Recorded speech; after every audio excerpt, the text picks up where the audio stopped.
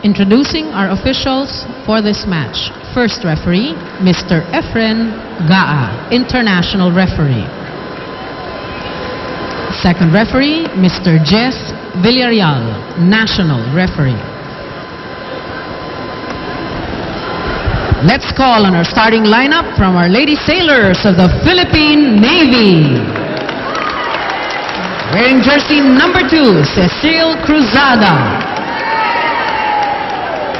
At number 5, Rosemary Prochina. Wearing jersey number 7, Suzanne Roses. At number 12, Janet Serafica. Wearing jersey number 17, Michelle Laborte. At number 19, Nerissa Bautista. Libero, number 6, Marilu Galido. Playing coach is Miss Nene Ibanez. Calling on our Lady Stags of San Sebastian College. At number 2, Janet Doria. Wearing jersey number 3, Jill Gustilo. At number 4, Ruby De Leon. Wearing jersey number 5, Lauren Ford. Team captain is number 7, Zheng Boli. And jersey number 12, Annalyn Joy Benito. Libero, number 1, Mary Jane Pepito. Head coach, Mr. Roger Gorayev.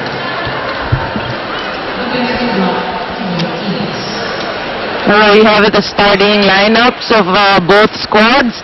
Yes, you'll see different names now wearing this red and yellow uniform, like Ruby De Leon and Jill Gustilo that came from other teams, and then reinforced by, of course, Lauren Ford and Zheng Boli. And for Team Navy, of course, it's actually interesting to see Mick Laborte, Nene Bautista, and Sue Roses in one team. Ang bigat talaga. And of course, San Sebastian will be looking to win its second straight game. But Navy, which lost its last outing dito sa koponan ng Philippine Army, will be likewise trying to go for their first victory. Dahil mamaya pag-uusapan natin ang ating tournament format dito sa ating pang 14th conference sa ating pang-8 taon dito sa ating Shakey's B-League. Wow, Shakey's B-League has gone a long way. Has come a long way. Yes. At itong si Zheng Boli, suki na rin natin yan. Suki na yan ni Coach Roger Gorayev. At hindi pa siya nakakatikim ng titulo dito sa ating B-League. Kung kaya't balik siya ng balik. Pero ngayon, ang kanyang kasama na si Laura Ford to try and help San Sebastian get its second title in the 14th conference ng ating B-League. Well, that's how much of a veteran Zheng Boli is. Hindi lang siya looking at the rosters of the 7 teams that we have. We've seen a lot of faces over the years playing here in the B-League. May mga pioneers pa tayong mga nakita. 1-all so far here in the first set.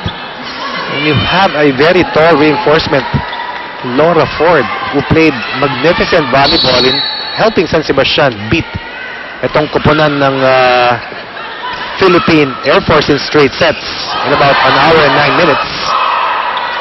Then over Laura Ford, Chris Pampanal. Well, how tall is Laura Ford?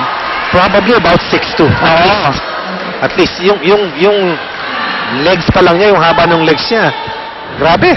And you can see, when she goes for the block, her buong arm niya halos mahaba. Yung over the net. Very tall, very long. Benito, who played extremely well for San Sebastian. Benito also scored in twin digits, contributed a total of 10 points.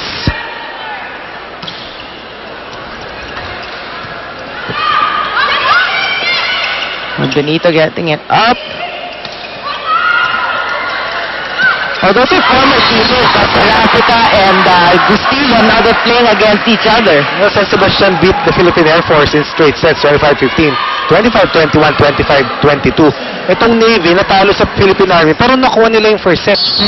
Lamang ng 4 o 5 puntos yung Philippine Army pero hinabol nila Nene Bautista and Nick Laborte and Sue Roses. Pero ngayon, tignan natin if they will be having that flying start once again. Benito against Laborte, who's lost a lot of weight.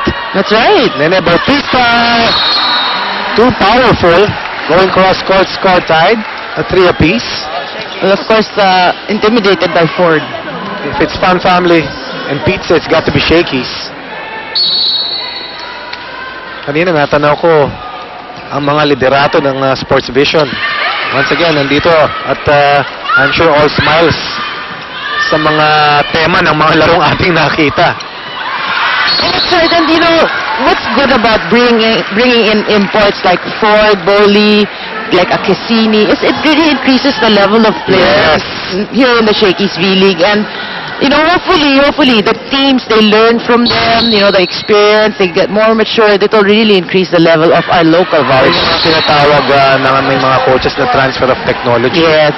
And it's vital to the development of the game, especially for the local players, lalo pag hindi ka nakako-compete sa international level. At yung ating mga tinutukoy kanina, ang liderato ng Sports Vision. Ang ating commissioner, ating chairman, people around, behind the scenes, or the driving force behind the Shakey's V-League. That's right, Tony Liao, Mr.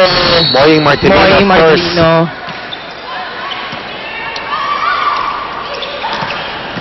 Oh, good dig by Seraphica. Cross-court hit. Ruby De Leon with that jump set. Benito quick to rise. Janet Seraphica. Benito. That's Jill Gustillo. Not enough height on that attack.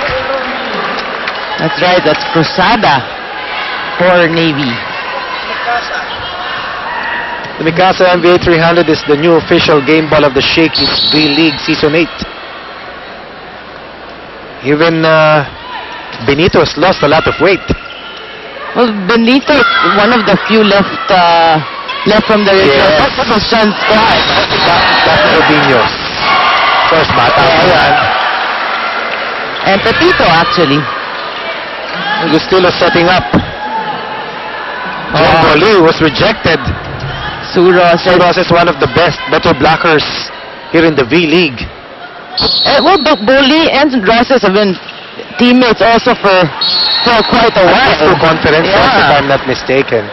Some errors hurting Navy. Kung di ako nagkakamali, 3 na ang kanilang errors here in the first set. Gustillo on deck to serve for the first time against Philippine Navy. Nick Laborte. Pepito digging. Wally with that soft attack. That's a Jerry, yes. Almost. Baka sakaling makalusot eh. But you had the right thing in mind, no? Tama. May madiskarte talaga yan si Janet Seraphica. Oh, mali lang yung implementation. Sumabit lang. Yeah. That's a quick. Yan ang advantage mo pag lean ka, no? Your ability to rise Yes. and execute your attacks. May it be a drop shot, a power hit, a placement shot. Pero yun ang pinakamahirap sa atleta talaga. Hindi lang yung magpakondisyon, kundi mag-maintain ng playing weight. That's right. We were talking about it Ang earlier. hirap talaga niyan. Sasakripisyo mo talaga yung buffet. Yung extra rice. And you really need to work out. You know, it takes time off. Kombinasyon eh. Pero ito, a quick first 8 points para dito sa kupunan ng San Sebastian. 8-7.